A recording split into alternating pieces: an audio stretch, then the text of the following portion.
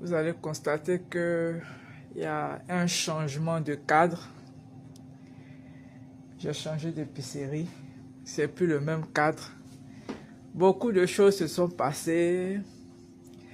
J'ai arrêté de raconter mon histoire. Beaucoup de choses se sont passées. J'ai déménagé.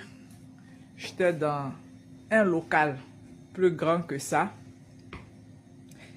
Je n'avais pas les moyens de remplir le local parce que je venais de démarrer. J'ai démarré sans financement.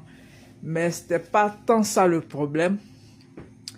En fait, quand j'ai démarré l'activité, j'ai ouvert un compte dans une banque. Et puis, j'ai le fournisseur de terminal que la banque m'a proposé. Ce fournisseur-là était moins exigeant que les autres. Parce que les autres voulaient que j'ai un enseigne, que j'ai une assurance et tout ça. Moi j'ai démarré rapidement. J'ai pas eu le temps de préparer tout ça. Et puis, bon, je voulais aller rapidement parce que je n'avais pas le temps. J'étais en congé de maternité. Mon temps était limité pour démarrer. J'avais prévu une formation en janvier et tout ça. Et donc, j'avais pas assez de temps. Et le premier fournisseur que j'avais sous la main, moi, j'ai accepté. Et donc, j'ai commencé les ventes.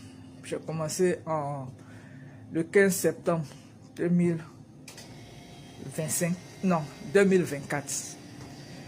Le 15 septembre 2024 que j'ai commencé. Et les versements se passaient bien. Ils ont fait les versements 2 semaines. Et puis, après ça, plus de versements. Et je demandais, mais pourquoi il n'y a plus de versements?